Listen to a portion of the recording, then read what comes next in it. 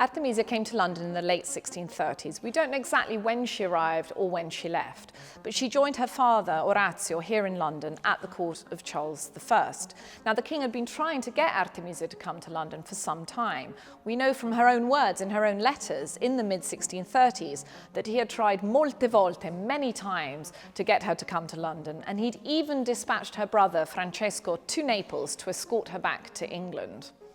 One of the key undertakings that Artemisia is associated with here in London is this elaborate ceiling decoration that was once in the Great Hall at the Queen's House in Greenwich, and in the early 18th century was moved here to Marlborough House in St James's. It is generally considered to be one of Orazio's most important commissions during his time as court artist in London. And although Artemisia's participation on the ceiling is not actually documented, most scholars believe that she did have a hand in it.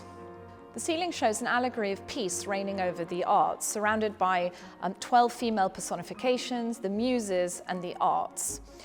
Although Artemisia's participation in the ceiling isn't actually proven or documented, it does seem reasonable that Queen Henrietta Maria might have wanted to engage the most famous female painter of her time in this essentially female project in her own house, in her House of Delight on the River Thames at Greenwich.